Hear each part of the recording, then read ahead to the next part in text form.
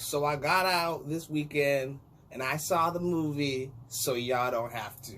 And that's the Forever Purge. Or, like the characters in this movie like to call it, the Ever After Purge, the Eternity Purge. I mean, there's so many names for it. We're on the tape.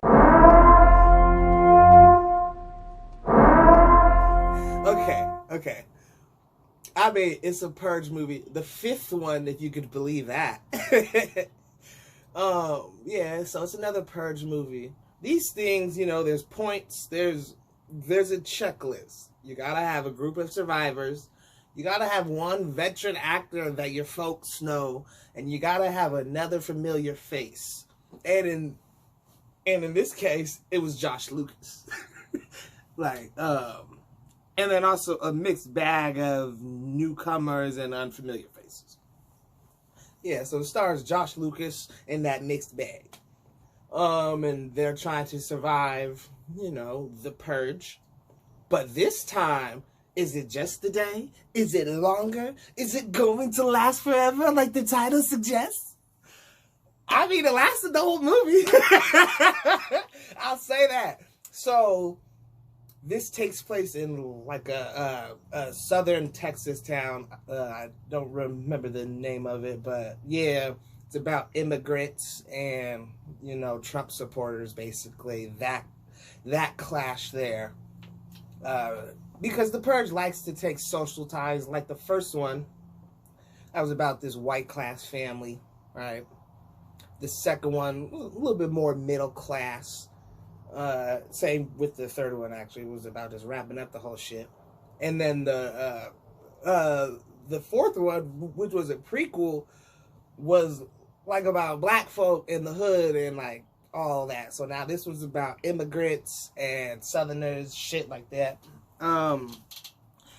Same old thing. Purge comes, they lock down.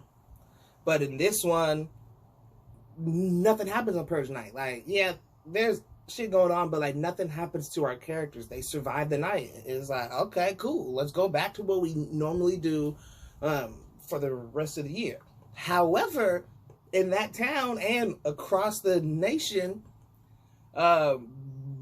basically white supremacists finally were like, why are we doing this just one day, nigga? Like, no, we gonna keep on doing this. And it hit me because the dude's like, oh, the purge is over. Why are y'all still doing this? And he's like, nah, the purge ain't over. This the Forever Purge, right?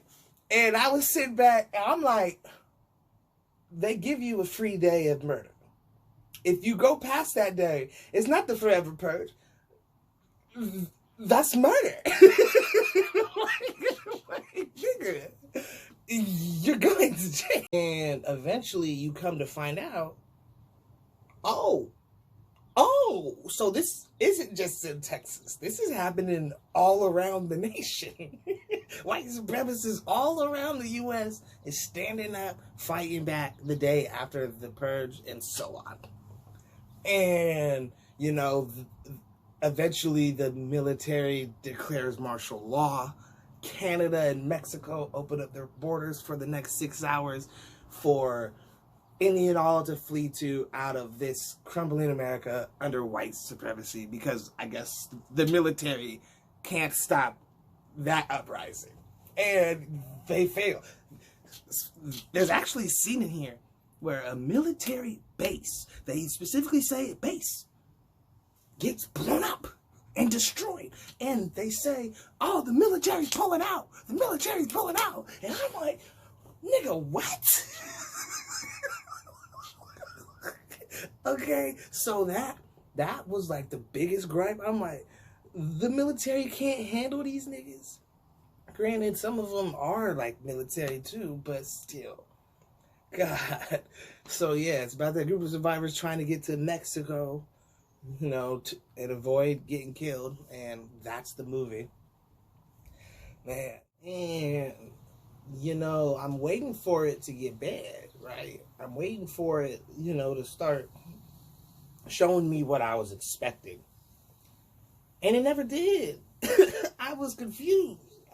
Like, I walking out, I was like, did I like that? the whole way home. I'm like, no. I get home. I come inside. I'm like,